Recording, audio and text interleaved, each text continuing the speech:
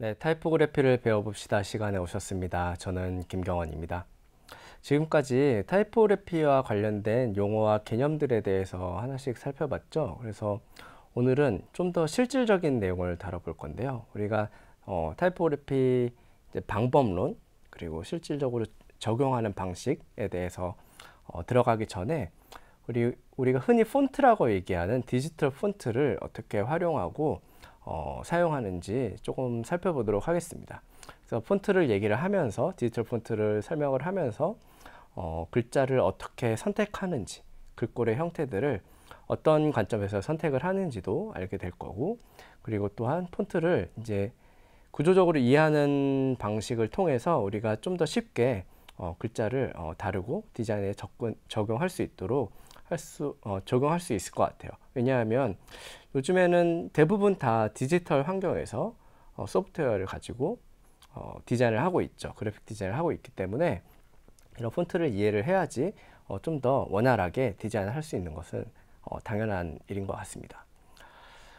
그래서 예시를 하나 들어볼게요. 여기 지금 근사한 로고를 한번 만들어 보려고 제가 일러스트레이터에서 이렇게 했어요. 근데 제가 하는 방식은 아니고 여러분이 하는 방식을 조금 빗대서 제가 해본 겁니다. 그래서 보통 제목용과 본문용 뭐 이런 구분을 따지지 않고 이런 식으로 디자인을 하죠. 그래서 근사한 로고라는 과제를 받았어요. 디자인을 할 때 선택하는 방식이 보통 이렇게 습관적으로 취향에 따라서 선택을 하는 것 같아요.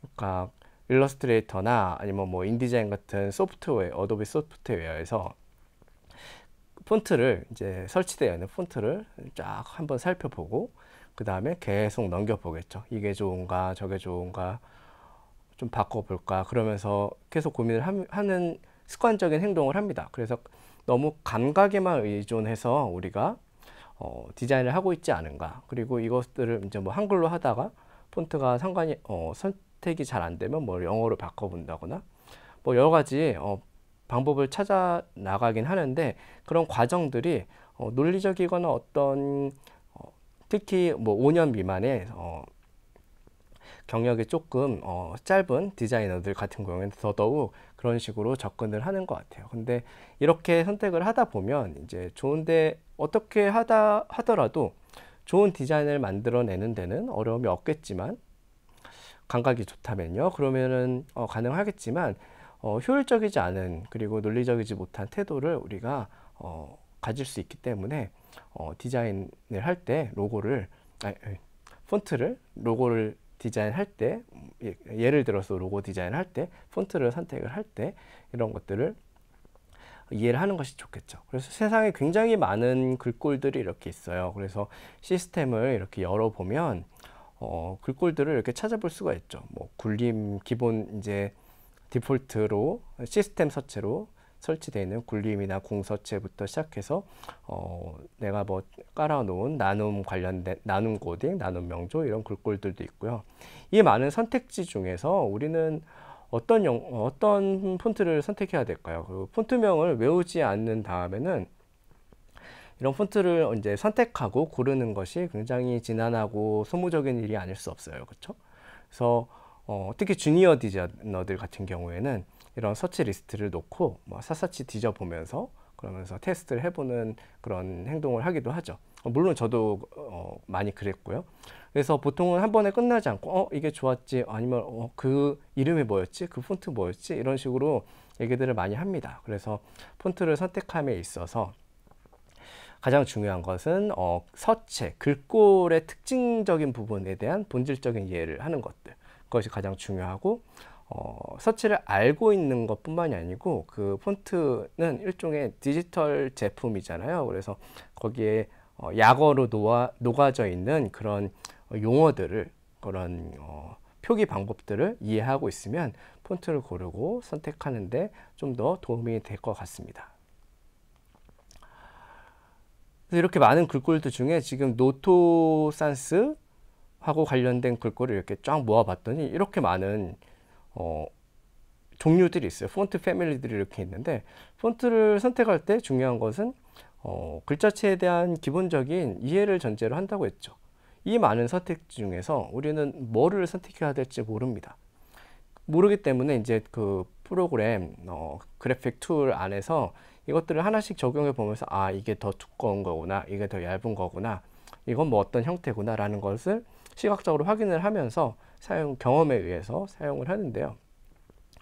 또 이 폰트 파일들을 이렇게 꺼내 보면은 각각 표시된 용어들이 굉장히 많이 붙어 있어요. 노토 산스라고 되어 있는데 그 뒤에 뭐 여러 가지 이제 용어들이 막 붙어 있죠. 무슨 프로그램 용어 같이 생겼는데 이런 용어들이 무엇을 의미하는지 한 번쯤은 궁금해 볼 필요가 있을 것 같습니다.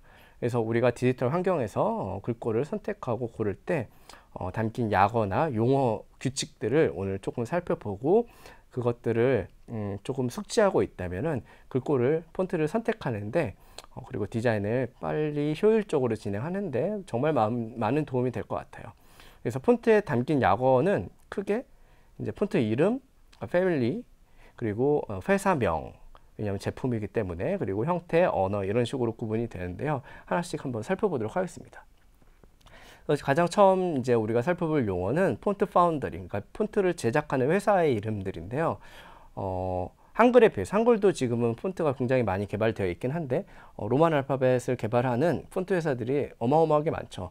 대표적인 회사들이 뭐 이런 식의 이런 이름들을 가진 회사들이 많아요. 그래서 비트스트림이라든가 아니면은 뭐 폰트 아니면 ITC, 라이노타입, 뭐 라이노타입 파운더리 이런 식으로 이름들이 있는데 폰트 파운더리라는 이름을 많이 써요. 폰트 제작 회사들은. 왜 그러냐면 그 활자 주조소, 나팔자를 파는 활자 주조소가 파운더리잖아요.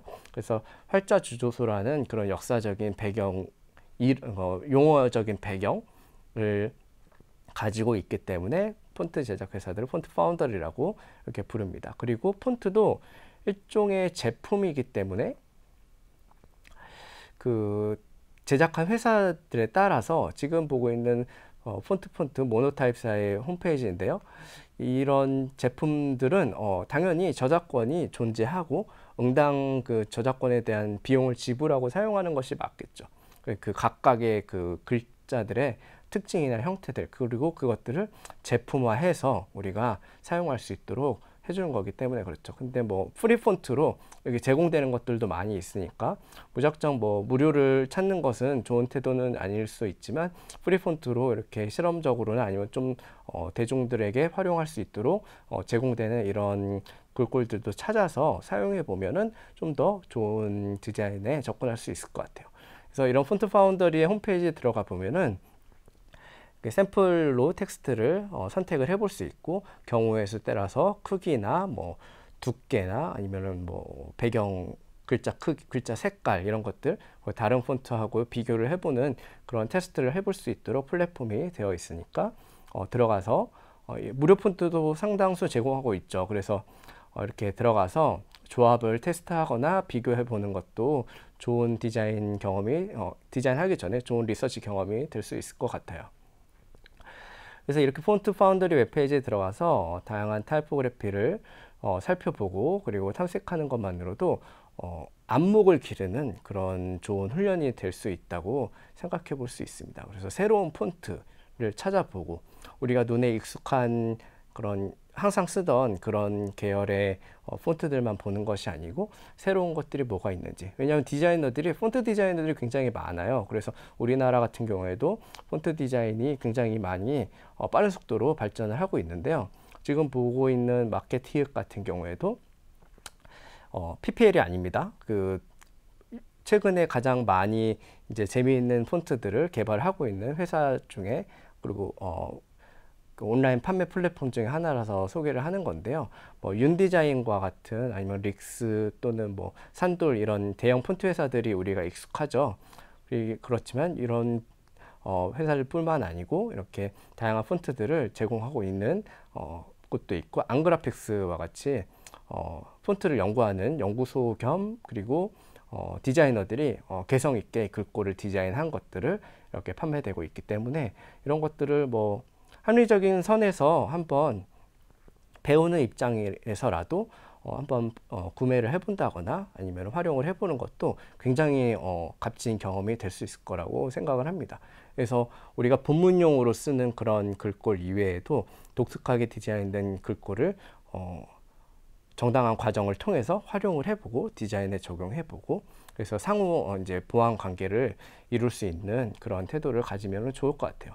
특히 뭐 우리나라뿐만이 아니고 해외에서도 다양한 폰트 파운더들이, 독립 폰트 파운더들이 활발하게 활동을 하고 있고, 그리고 이런 지금 보시는 이런 독립 파운더리들이 있는데, 뭐 장스 뮬러라는 디자이너도 있고, 뭐 폰트 스미스 뭐 이런 곳에서 활발하게 활동한 곳들이 많아요. 근데 이런 곳에 플랫폼들을 보면은 좀 더 재미있는 그런 아주 실험적인 그런 형태들을 많이 개발을 하고 있죠. 그래서 한글 폰트에서도 폰트명 앞에 회사명을 붙이는 경우가 많은데, 윤고딕이나 아니면은 뭐 산돌 이럴 때 산돌 뭐 산돌 제비 아니면 윤 뭐 이런 식으로 윤고딕 100 이런 식으로 회사 이름을 붙이기도 하죠. 그래서 헬베티카 뭐 가라몬드 이런 글꼴이라고 하더라도 앞에 회사 이름을 붙이는 경우가 있기 때문에 그 패밀리 이름에 그런 것들을 한번 살펴보면 좋을 것 같고요. 이런 것들을 살펴보는 과정이 이제 신미성을 기르고 안목을 기르는데 굉장히 도움이 많이 될 것입니다. 지금 보는 화면은 그 노토산스, 노토셰리프를 개발한 구글에서 제공하는 그런 플랫폼인데요. 이제 무료로 제공되고 있고 완성도가 상당히 높기 때문에 이제 학생들이 많이 디자이너들도 많이 사용하고 있는 그런 글꼴 중에 하나죠.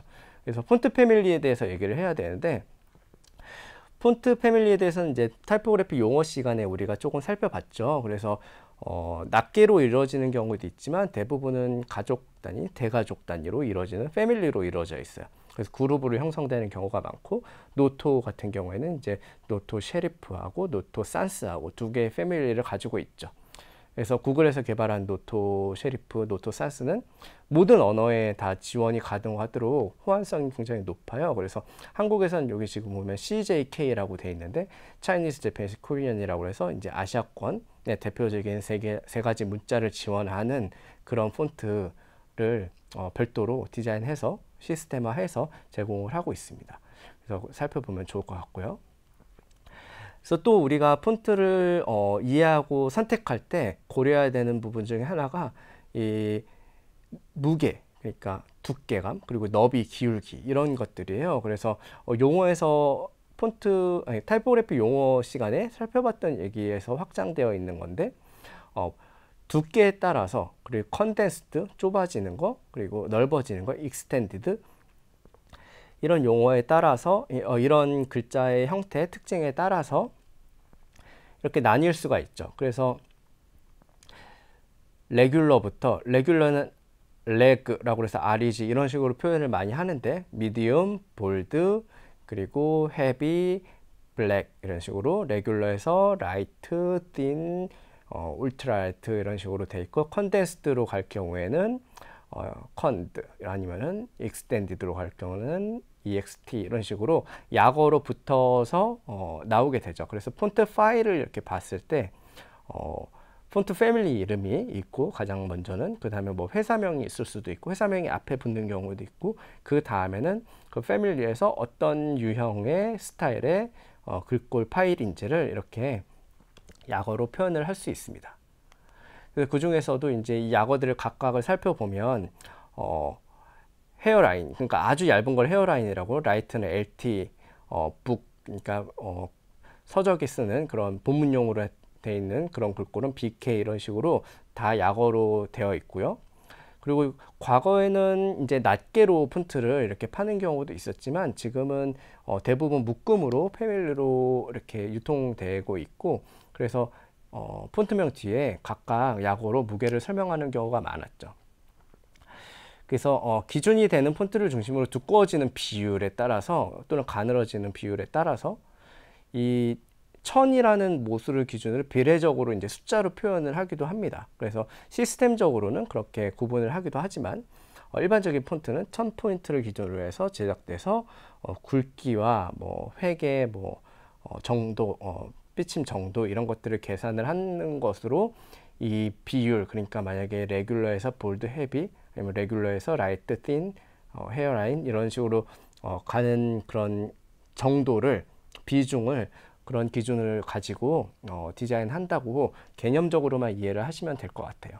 그리고 보안적으로 우리가 좀 알아야 되는 용어 중에 CP랑 D라는 용어가 붙어 있는 그런 폰트를 볼 수 있는데, CP라는 것은 캡션의 약자예요. 그래서 캡션이라는 거는 아주 작은 글자를 쓸 때 활용할 수 있도록 별도로 디자인된 폰트입니다. 그래서 만약에 아주 얇은 글꼴일 경우에, 아니면은 획의 두께가 차이가 많이 나는 경우에 12포인트 이하로 가면은 이제 얇은 쪽 획이 너무 가늘어서 프린트가 안 되거나 화면에서 이렇게 표현이 안 되는 경우가 생길 수도 있죠. 왜냐하면 두께는 글자 크기에 상대적으로 줄어들게 되어 있으니까.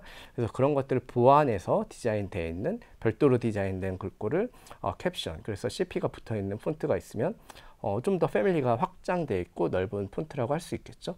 그리고 반대로 D는 디스플레이 폰트의 약자라고 해서 72포인트 이상으로 크게 프린트할 때, 이것도 마찬가지로 얇은 획이 72포인트 이상으로 아주 커지면은 어떻게 되겠어요? 간판 같은 데 들어갈 때 우리가 표현하고 싶은 것보다 상대적으로, 시각적으로 훨씬 더 두꺼워 보일 수 있겠죠. 그래서 그런 것들을 보완해서 디자인되어 있는 폰트를 디스플레이 폰트라고 합니다.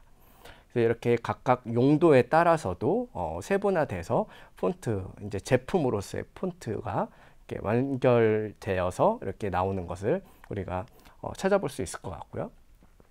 다음에는 이제 너비와 기울기인데, 아까 앞에서 살펴봤듯이, 처음에 표에서 살펴봤듯이 너비 기울기에 따라서도, 너비에 따라서도 이제 특징이 바뀔 수가 있고 기울기도 바뀔 수가 있는데, 레귤러를 중심으로 컨덴스드, 그 다음에 컴프레스드, 네로 이런 식으로 갔을 경우에 점점 더 좁아지는 것, 그리고 익스펜디드로 갈수록 점점 더 넓어지는 것. 그래서 디자인을 할 때 글자를 레귤러를 가져다가 그것을 장평이라고 하는 부분을 통해서 넓히거나 줄이거나 하는 것은 글자가 디자인된 상태를 망가뜨리는 행위라고 볼 수 있고요. 그렇게 하는 것보다는, 그렇게 하는 것은 굉장히 지양해야겠죠. 이런 익스펜디드나 이렇게 넓은 형태를 디자인하고 싶을 때는 익스펜디드 글꼴을 쓰고, 약간 좁은 글꼴, 아니면 굉장히 많은 텍스트들을 짧은 글줄에 넣어야 될 때는 뭐 네로우, 컴프레스드 같은 그런 스타일의 글꼴을 선택하는 것이 좋겠습니다. 그 다음에 이탈릭, 오블리크를 이제 비교를 해볼 수 있는데요. 이것은 용어에서도 나왔죠. 그래서 이탈릭은 셰리프체일 때 이탈릭, 그리고 산세리프체일 때는 오블리크, 기울임체 이렇게 표현을 하는데, 보시는 것처럼 이렇게 약어로 표현을 할 수 있고, 페이크 이탈릭이라고 해서 실제 이탈릭이 아니고 셰리프체를 그냥 기울여 놓은 가짜 이탈릭을 페이크 팍스, 아니 페이크 이탈릭이라고 이렇게 표현을 하기도 합니다. 그래서 이것을 정리를 해서 한 번에 보면은 이렇게 두께와 너비에 따라서 너비와 기울기, 여기에서는 기울기도 들어가 있죠, 오블리크가. 그래서 이렇게 헬베티카 하나에서도 이렇게 많은 패밀리를 구성할 수 있다는 것을 우리가 한눈에 확인할 수 있을 것 같습니다. 그다음에 이제 언어 표기도 있는데요. 우리가 한글은 이제 한글밖에 없어서 이런 개념이 잘 없는데, 제가 자꾸 영어 표기라고 안 하고 로만 알파벳이라고 표기하는 것은, 알파벳을 굉장히 유럽에서 많은 나라들이 사용을 하죠. 알파벳을 기반으로 사용하지만 문자들이 같은 문자는 아니고 같은 언어도 아니죠. 알파벳을 기반으로 다른 언어들이 이렇게 존재를 하는데, 그 중에서도 특별한 이제 뭐 표기가 들어가는 그런 알파벳 위에 다른 표기돼야 되는 그런 기호들이 있죠. 그래서 뭐 독어의 뭐 우물라우트 같은 형태라든가, 그래서 그런 것들을 지원하는 언어, 그 언어를 지원하는 폰트가 바로 이제 언어 표기가 되어 있는 로만 알파벳 이제 폰트 파일들인데요. 뭐 발트어 계열은, 그러니까 리투아니아나 뭐 에스토니아 같은 나라에서 쓰는 발트어 계열의 언어들은 이렇게 발트라고 표시가 되어 있고, 뭐 터키어를 지원하는 것들, 그래서 뭐 키릴 문자와 관련되는 러시아에서 쓰는 약간 이렇게 각진 어떤 그런 형태들을 본 적 있죠. 러시아 포스터 같은 데서 보면 그런 상황에서는 이제 이런 언어들을 지원을 한다는 것. 그리고 또 여기서 연관돼서 우리가 알아야 될 것은 스탠다드라는 용어하고 프로라는 용어. 그래서 스탠다드는 STD고 프로는 PR로 이렇게 표시를 하는데 회사마다 조금씩 폰트 파운드리마다 조금씩 다른 의미로 사용을 하고 있긴 해요. 근데 프로 같은 경우에는 이제 모든 라틴 알파벳 언어를 포함하는 그런 폰트라는 아주 완성도 높은 프로페셔널한 상태라는 것을 그렇게 완결된 상태로 내놨다는 뜻이죠. 그런 용어로 많이 쓰이고 스탠다드는 이제 여러 언어에 써도 이제 무리가 없게 그렇게 전반적으로 이렇게 기준이 되게 디자인된 것을 유럽에서 대부분의 언어들을 쓸 수 있는 경우에는 이제 스탠다드라는 용어를 일반적으로 씁니다. 그래서 우리가 이제 셰리프에 대해서도 살펴볼 건데 글자의 특징을 파악하는 것 중에 가장 쉬운 방법 그리고 가장 처음 접근해야 되는 방법이 셰리프의 형태죠. 그래서 우리가 폰트 그러니까 글자 타이포그래피의 구조적인 특징을 살펴볼 때 그 셰리프에 대해서 조금 자세하게 설명을 했었는데 오늘은 예시를 통해서 한번 살펴볼게요. 그래서 영문 폰트를 분류하는 데 있어서 셰리프를 보는 것은 굉장히 그 긴 역사를 파악을 하고 어떤 폰트가 어떤 글꼴이 어떤 셰리프의 구성 형식에 포함되어 있는지 확인하는 게 굉장히 선택하는 데도 중요하다는 것을 알 수 있겠죠. 그래서 지금 보는 가라몬드 같은 경우에는 이제 과거에 올드 스타일의 서체라고 볼 수 있고 올드 스타일의 그러니까 1460년대 그때 디자인되는 그 올드 스타일의 양식을 그대로 지금 디지털 폰트로 재현을 해서 우리가 지금도 아주 많이 쓰고 있는 게로몬드라는 글꼴로 폰트로 제품화돼서 사용되고 있는 겁니다. 그 다음에 또 트랜지셔널 셰리프 같은 경우에도 마찬가지죠. 과도기적 글꼴이죠. 트랜지셔널의 특징은 뭐예요? 이 셰리프의 형태, 올드 스타일하고 모던 스타일 중간에 있는 저 셰리프의 형태에서 알 수 있고 트랜지셔널 글꼴 양식들 중에 바스커비를 뭐 고른다거나 아니면은 MS 오피스에 기본적으로 이렇게 탑재되어 있는 타임스 뉴 로만 같은 경우에도 브라켓이 있는 셰리프의 획 그리고 엑사이트가 적절한 크기를 이루는 그런 트랜지셔널 셰리프의 형태를 보이고 있죠. 그래서 이런 양식에 따라서 나는 어떤 스타일의 어떤 형태의 폰트를 사용을 하고 싶은데 그런 경우에는 이러한 트레디셔널 셰리프 군에서 타임스 뉴 로만일까 바스커빌일까 이런 식으로 선택을 할 수 있다는 거죠. 그러면 조금 더 효율적으로 그리고 논리적으로 디자인에 접근을 할 수 있을 것 같습니다. 보도니 같은 경우도 마찬가지로 디돈 셰리프 스타일인데 보도니가 디돈 셰리프의 아주 셰리프 양식의 대표적인 글자라고 할 수 있죠. 그래서 획의 축이 강한 인상을 보여줘서 이제 아름다운 형태, 인상을 가지는 가장 특징적인 디자인을 가진 폰트라고 할 수 있고요. 대표적으로 이제 보그 같은 패션 잡지 등을 통해서 많이 사랑받게 되고 그래서 유명해진 그런 양식이라고 볼 수 있죠. 그 다음에 볼 수 있는 것은 슬랩 셰리프 계열인데요. 슬랩 셰리프 계열 같은 경우에는 산업혁명하고 같이 등장을 했다고 볼 수 있죠. 이집트 양식의 기둥 장식을 연상시킨다고 해서 이제 이집션이라고 불리기도 하고요. 브라켓이 없거나 각진 형태로 이제 이목을 집중시키기 위한 그런 효과를 가지고 있죠. 그래서 간판 같은 데서도 많이 쓰였고 단단한 획의 두께하고 두꺼운 셰리프 때문에 포스터의 제목 같은 데 많이 쓰이긴 하지만 이런 슬랩 셰리프 같은 글꼴을 본문에 쓰는 경우는 그렇게 많잖아요. 왜냐하면 저 두껍고 각진 그 셰리프 형태 때문에 이게 작게 쓰였을 때 가독성이 약할 수 있기 때문이죠. 주목도는 강하지만 가독성은 많은 글자들이 모였을 때는 상대적으로 가독성이 떨어질 수 있기 때문입니다. 그 다음에 볼 수 있는 건 이제 산셰리프죠. 우리가 제일 익숙한 산셰리프체인데요. 그 대표적인 게 이제 헬베티카예요. 그래서 이제 모노타입에서 개발한 헬베티카 글자를 이제 찾아서 이렇게 들어가 보면은 이거를 통틀어서 그로테스크 서체라고 그러는데 그 전에는 폰트가 그 셰리프가 있어 갖고 모든 글자가 다 셰리프가 있었는데 최초의 셰리프가 없어진 악지덴츠 그로테스크라는 그런 헬베티카의 시초인 서체가 나왔을 때는 이런 디자인이 그 헬베티카처럼 산세리프 디자인이 매우 그로테스크해 보였나 봐요. 그래서 이런 네오 그로테스크 형태들과 스위스 스타일이 만나서 현대적으로 발전해 온 게 우리가 지금 익숙한 산세리프의 모습을 갖게 되는 거고, 그리고 헬베티카 같은 경우에도 1957년에 막스 미딩거가 디자인을 했지만 이 글꼴을 디자인하고 유통시키는 그런 회사는 지금은 모노타입사고, 그리고 여기 보면은 디자이너 이제 홈페이지에 들어가 보면은 이 제품화되어 있는 헬베티카, 그리고 새롭게 디자인되어 있던 노이의 헬베티카 같은 경우에는 누가 리파인을 했고 누가 정제해서 새롭게 디자인을 했고 디지털 디자인으로 발전시켰는지 그런 라이센스와 카피라이트이 다 표기가 되어 있습니다. 우리가 그런 부분도 하나씩 살펴보면서 제품으로서 폰트를 이해를 하면 좋을 것 같고요.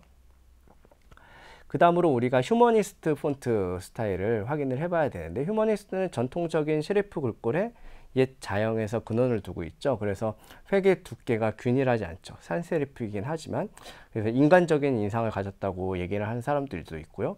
그리고 다른 산세리프보다 판독성이 좋아서 공항 표지판 아니면 뭐 간판 이런 데 많이 쓰였고, 대표적으로 뭐 그 영국의 언더그라운드 심볼이죠. 여기에 보면은 에드워드 존스턴이 디자인한 이런 존스턴 서체가 대표적인 휴머니스트 계열이라고 할 수 있고, 또 유명한 이제 존스턴의 제자인 길산스, 에릭 길이 디자인한 길산스 같은 경우에도 BBC, 영국의 대표적인 공영방송 BBC의 심볼에 사용되고 있는 글꼴이라고 합니다. 그리고 다음으로 확인해 볼 것은 이제 지오메트릭 폰트인데요. 이제 아방가르드 글꼴 같은 것들이 대표적인 이제 지오메트릭 글꼴이죠. 그래서 기하학적인 형태에 기반해서 제작된 것을 말하는데요. 형태적으로 이제 오 같은 경우에 정원에 가까운 그런 글자이고, 아주 개성이 강해서 이목을 끌기 좋은, 그래서 뭐 로고 타입을 디자인할 때 이런 지오메트릭 스타일을 많이 개발합니다. 지금 보시는 ITC 아방가르드 고틱 이렇게 되어 있는 것을 보면 ITC는 이 디자인한 이 폰트를 디자인해서 판매하는 회사의 이름일 거고, 아방가르드는 폰트의 이름이죠. 폰트 패밀리의 이름이고, 그 다음에 고딕은 양식이 되겠죠. 그래서 이렇게 상대적으로 공간적인 효율성과 가독성이 높지 않지만 주목도가 높아서 로고에 많이 활용되는, 우리가 흔히 볼 수 있는 구글이나 아니면 아디다스 이런 글자들, 조형적인 기하학적인 형태를 가진 글꼴들에서 글꼴을 기반으로 한 그런 로고 타입들은 다 지오메트릭 폰트 형태라고 볼 수 있습니다. 그래서 대표적인 영문 폰트의 분류 기준은 여기까지 살펴볼 수 있었습니다. 그래서 오늘 강좌를 조금 요약을 해보면요, 우리가 폰트를 선택을 할 때 감각에 의존해서 어떤 것들을 선택하는 것은 자연스러운 일인 것 같아요. 그렇지만 우리가 여기 지금 화면에서 보는 것처럼 양식의 스타일, 셰리프의 형태를 선택하거나 산세리프인가 뭐 셰리프인가를 선택을 하거나 이런 정도, 그리고 또 어떤 양식, 어떤 스타일, 그리고 어떤 획의 특징을 가진 그런 폰트 글꼴을 우리가 먼저 선택을 합시다 라는 합의를 가지고, 그 다음에 폰트를 작업하기 전에 폰트를 선택하는 것은 굉장히 효율적으로, 그리고 좀 더 전문적인 접근 방식이라고 할 수 있을 것 같습니다. 그래서 우리 이렇게 많은 글꼴들, 폰트들을 어디까지 이해하고 있는지 다시 한번 생각해 보고, 셰프가 재료의 특성에 대해서 이해를 하지 못하면은 좋은 음식을 만들 수가 없는 것처럼 그래픽 디자이너가 글꼴의 특징, 그리고 컴퓨터 환경에서 어떻게 적용이 되고 어떻게 사용이 되는지에 대한 이해가 없이 디자인에 뛰어드는 것은 굉장히 무책임한 태도라고 볼 수도 있기 때문에 폰트에 대해서 좀 더 자세하게 이해를 하고 디자인에 들어가면 좀 더 흥미로운 디자인을 많이 개발할 수 있을 것 같습니다. 그래서 오늘까지 폰트의 이해에 대해서 설명을 해봤고요. 그리고 선택 방법도 한번 살펴봤습니다. 그래서 타이포그래피의 개념적인 이해를 바탕으로 우리가 지금까지 살펴봤고요. 이제 이 다음 차시부터는 타이포그래피 이론을 바탕으로 좀 더 실제적으로 적용하는 방법에 대해서 한 단계씩 살펴보도록 하겠습니다. 오늘 강의는 여기까지 진행하도록 하겠습니다.